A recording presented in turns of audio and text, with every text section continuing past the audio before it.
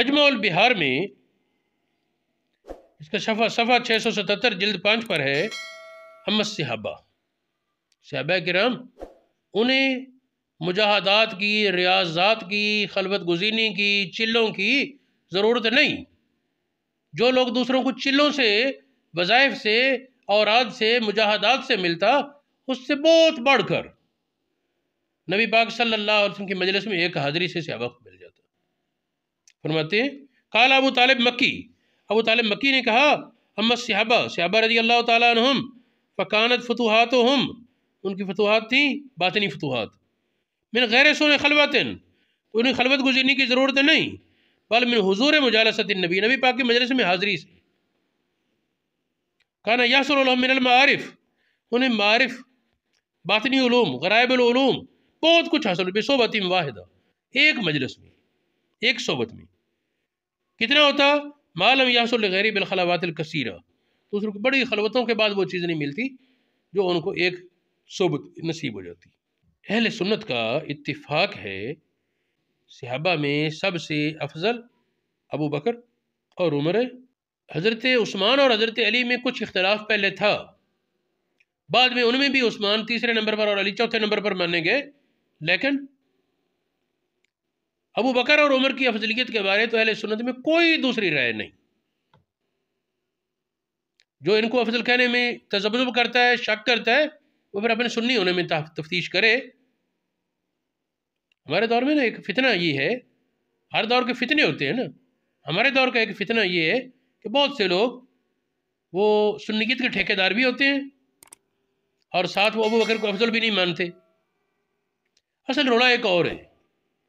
امام مجدد الفسانی نے لکھا تھا کہ جو پورا سنی ہوتا ہے نا، افراط اور تفرید سے خالی، جو پورا سنی ہوتا ہے، خارجی بھی نہیں اور نسبی بھی نہیں، نہ اہل بیت کی محبت کے بہانے دیگر صحابہ سے عداوتیں پالتا ہے، نہ صحابہ سے محبت کے بہانے اہل بیت سے دشمنی کرتا ہے، جو پورا سنی ہے تو اس کو رافضی لوگ نسبی کہتے ہیں۔ رافضی سنی اس کو کہتے ہیں جو ان کی ہاں میں ہاں ملاتا ہوا ہو سنی ہو،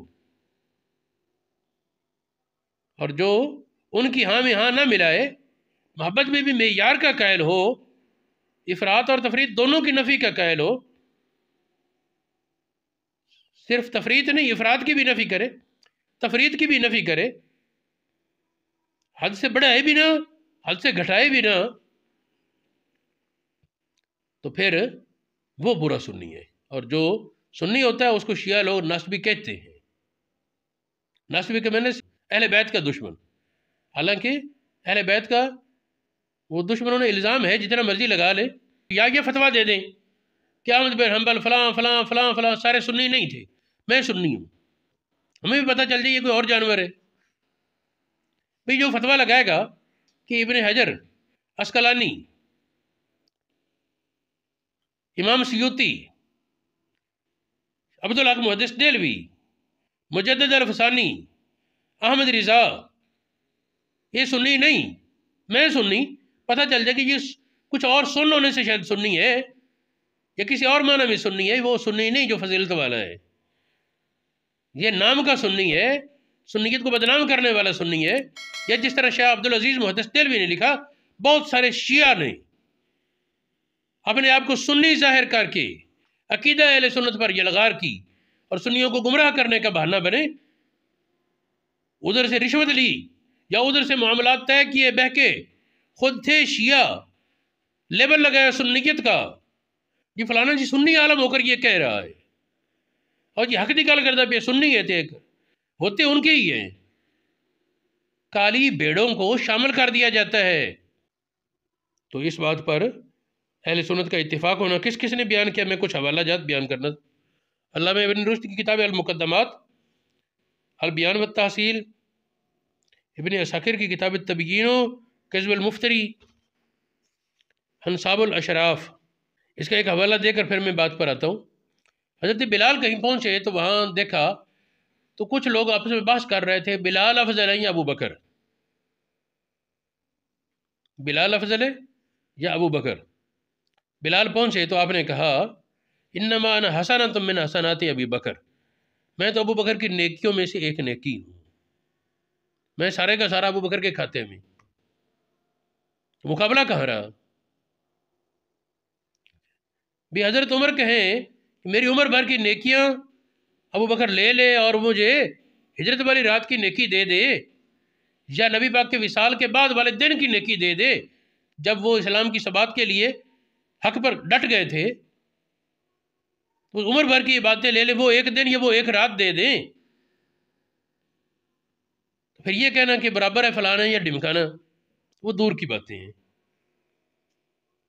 اچھا یہ دیکھیں الیت الاولیاء اور بہت سی دیگر کتابوں میں امام شافعی کا قول ذکر ہے،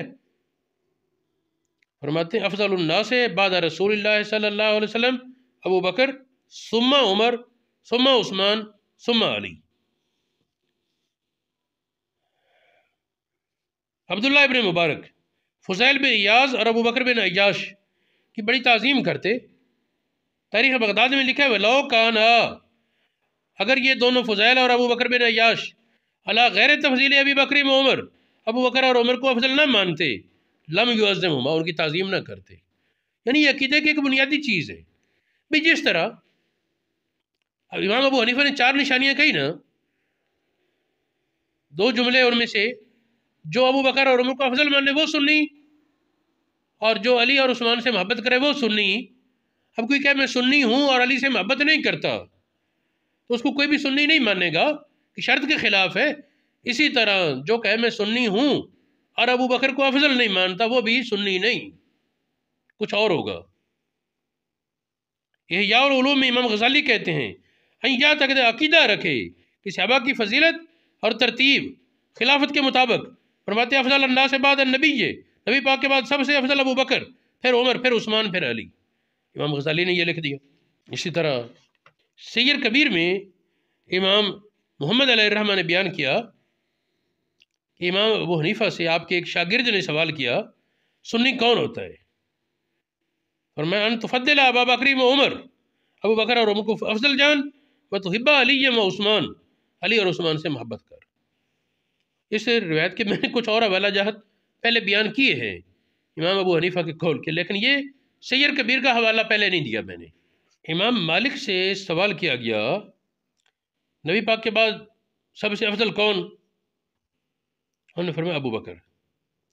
پھر فرمایا اب فی ذالک شک، اس میں کوئی شک ہے؟